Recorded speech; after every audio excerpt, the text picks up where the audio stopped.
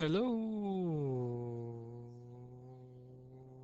I'm going for the record. Oh, Matt 10.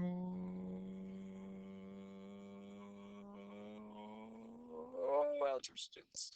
Mr. Lawrence here, and we're just going to do two problems from your homework assignment over the weekend. Try to help you out. You know, many of you are doing what you need to do. Many of you just aren't. You're just not giving your best effort. Please start caring. Please. It matters. All right, so we're going to practice factor by grouping, usually done when we have four terms. Soon we're going to be learning how to do it when we only have, three terms, but that's okay. Right now, only two. Only four, excuse me. So let me see. I'm looking at these first two terms. Looks like I see a GCF here. And so I'm going to go ahead and group it. And oops, I guess I missed there. Let's see if I can move that over. Yeah. Okay. And I'm going to group here. Now, some of you might not be seeing a GCF. I actually see one in there. So I'm going to go ahead and do it this way. Now, if you don't see a GCF, there would be nothing wrong with rewriting this, say, as maybe 2x squared y minus x plus 6xy minus 3. If you like that better, you go ahead and do it that way. There's nothing wrong with that, okay?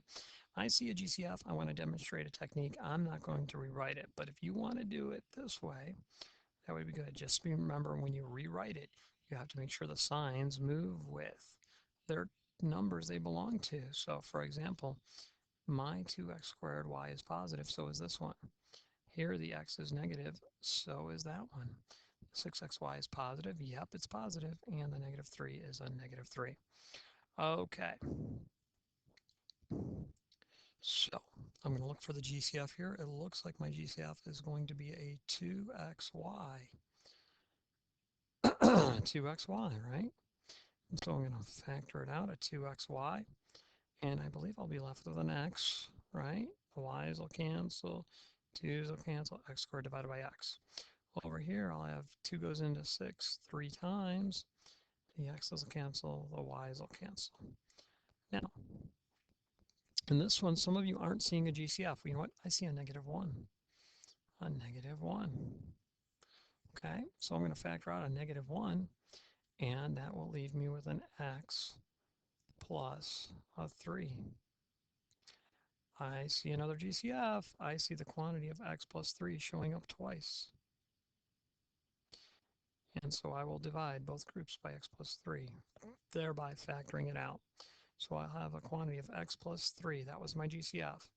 What's left here? Well, the x plus 3 cancels with the x plus 3, giving me a 2xy. And an x plus 3 divided by an x plus 3, and I'll get a minus 1. And there we go. Piece of cake.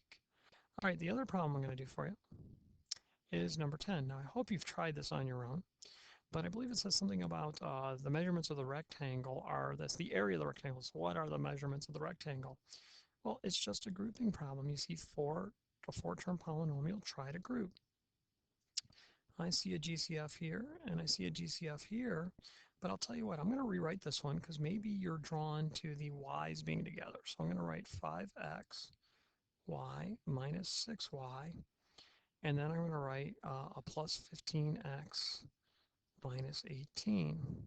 And yes, both pairs have a GCF, so I'll go ahead and group.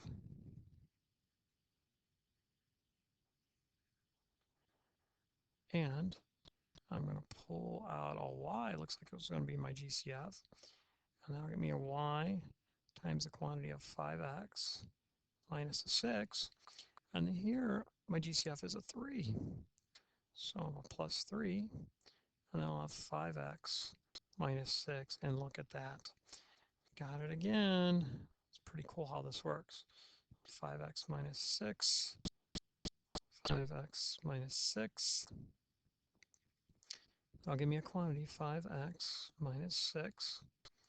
I'll be left with, those are gone, y plus 3.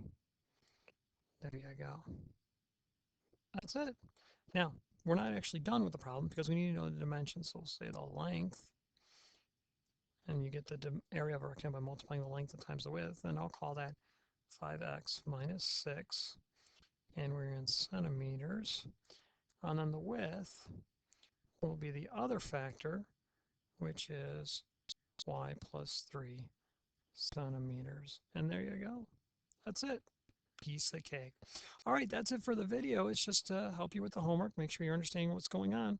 Mr. Lawrence signing off. Good night, everybody.